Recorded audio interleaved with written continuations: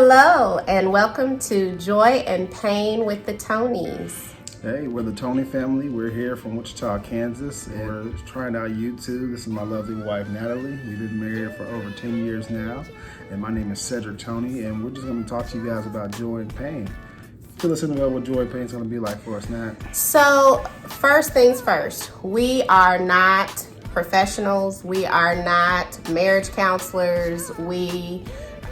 We're not professionals, but what we do know is we know we love each other. We've been in this for a little while now, and we just want to share our story with you, the joy and the pain that we've experienced. And so the purpose of this, is for a little therapy for us. This is a way for us to just talk about things within our marriage and talk about the great times, the bad times, and why we've gotten to such a strong place in our marriage. But then also we want to share that with not only other married couples, people who are considering getting into a serious, committed marriage, also singles who are just looking for love. We think this is for everybody. So hopefully we can help you a little bit.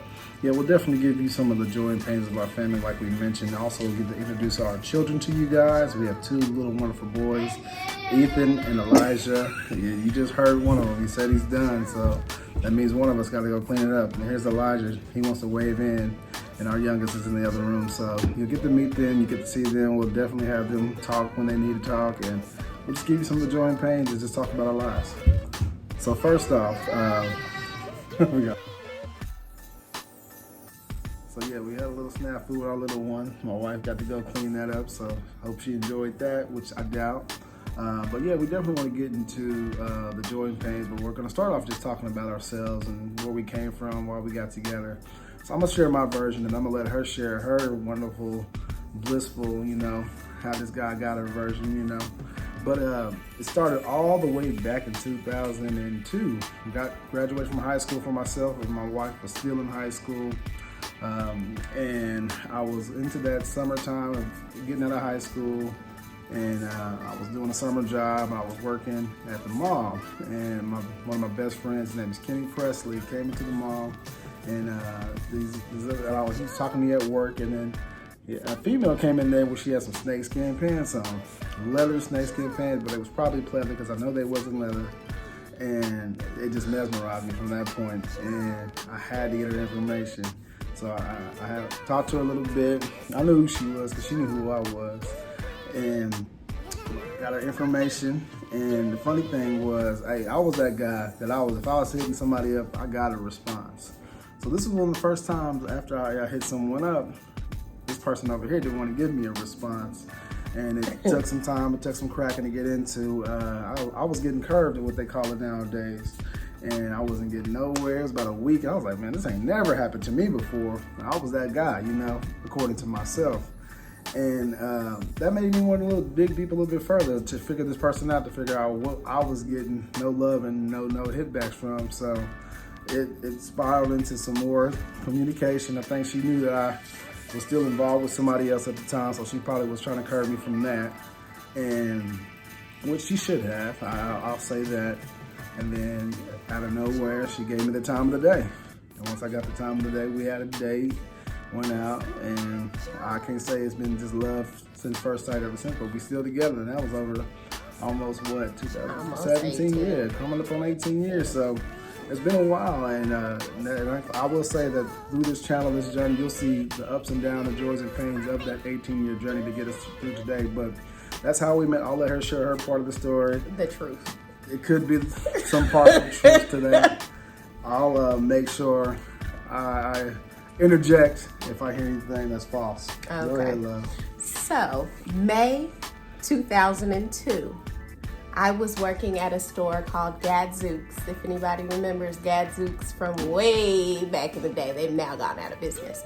So he's working at Old Navy in the same mall. I'm at Gadzooks, and I knew him already because we went to the same high school. At the time he had graduated, like he said, I was still in high school. I think I was 16 and he was 18. And this was summertime, May. So, and we had been involved in some activities together. So I'd seen him and been involved in activities. So we knew who each other were. And honestly, my mom was in love with Cedric way before I was ever in love with Cedric. So I was a pommy dancer and he was a football player. And my mom would go to the football games not to see me dance, but to see Cedric Toney play football. Hey. So, and she'd always say, that Toney boy, did you see him? He's so cute. So my mom was checking for this one before I was even checking for that one. So anyway, long story short, yes, I had on not leather or pleather snakeskin pants, but I did have on some snakeskin pants. They was cute. I was fly. And he walks up to my job and tries to holler at the job. I give him no love. I think I might have gave you my number at that point, maybe. But he was hitting me up. Nothing happened. So his best friend and my best friend had started talking.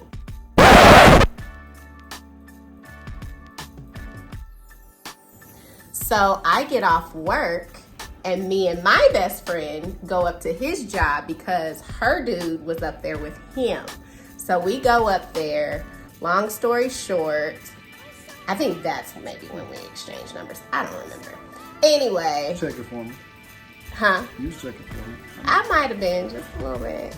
Because let me tell you, Mr. Toney back then, them guns, that body, had me. Still got you. So after that, we hit it off immediately. But it was very, I would say early on, very physical. It was more physical attraction than anything. And I think we've learned a lot from then. We were hormonal kids. So, but yes, 2002, we were kids is when we first started dating. Yeah, So. I'll agree with that. That's the first parts of the date. Then I won't get into the first date details of how that happened, what it led Because to. neither one of us Yeah. can agree on what So, happened. we won't get into that part of it, but we'll definitely talk about like just the. So the main part, I'll just even talked about the joy part. But the joy part was just that physical attraction, and it was also that hunt for myself. But the pain was the rejection, if you think about it. Nobody likes to be rejected. As a guy who feels like his physical attributes are for every woman in the world, especially mine, that's a pain to be rejected as far as getting curved. And I never experienced that, and that was a lesson learned for myself. What about the joys and pains for you? Are we talking about just dating? Just that first okay, interaction just the with first you. interaction. Yeah. Okay, so the joy was, okay, this sexy man was trying to holler at me. But at the time, I thought he was still with someone. And we were all kind of in the same circles, and I just wasn't feeling that because I was like, no, like you with old chick. And I had just kind of gotten out of something with someone. And so the pain was more so I thought he was low down because I thought he was with old chick.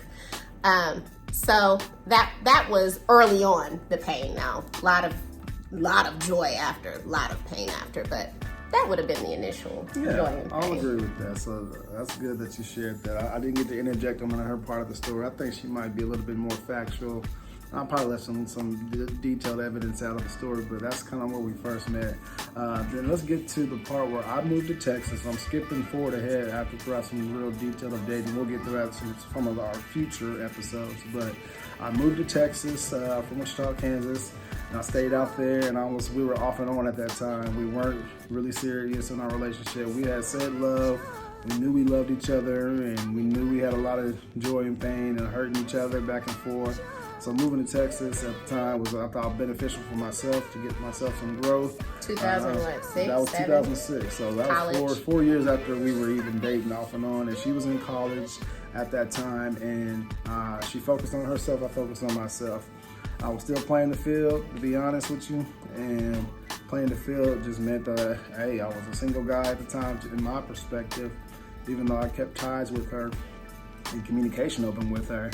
But we just didn't have no real true commitments and no expectations in my eyes. This is my opinion. I'll let her share her opinion. And being in Texas for about 5 years, living out there, not just saying that whole time, we had got serious in between that time. I proposed to her right when she graduated from school, and we had got serious again, and I wanted to commit to her.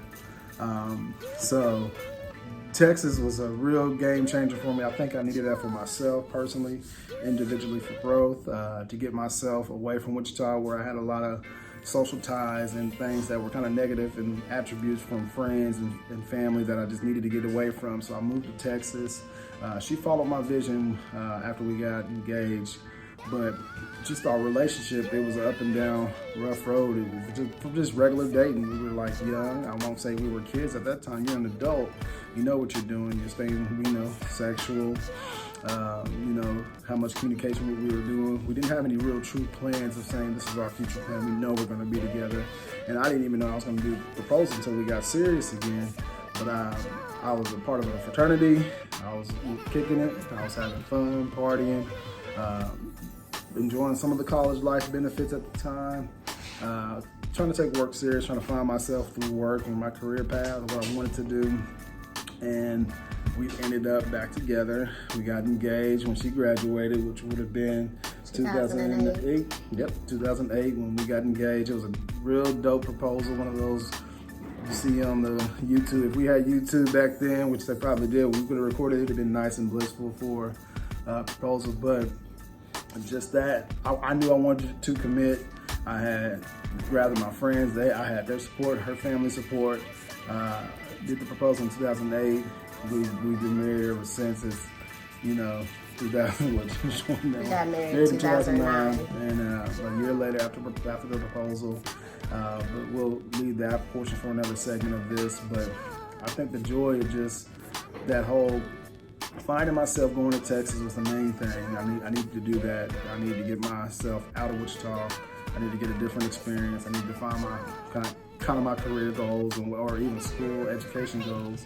And the pains of that is just struggling as a young black man, figuring out life, figuring out what you want, what you need, figuring out the right relationship for yourself. I had many one night stand type relationships, not even sexual one night stands, but just meeting one time hookups. Taking people out on one-time dates, that was painful. It's a waste of your time, it's a waste of money, a waste of your resources. You could be devoting that. I could have devoted that more to Natalie at the time, thinking about it now. So I would definitely say that's the joy and pain as you get to the journey of just the proposal itself.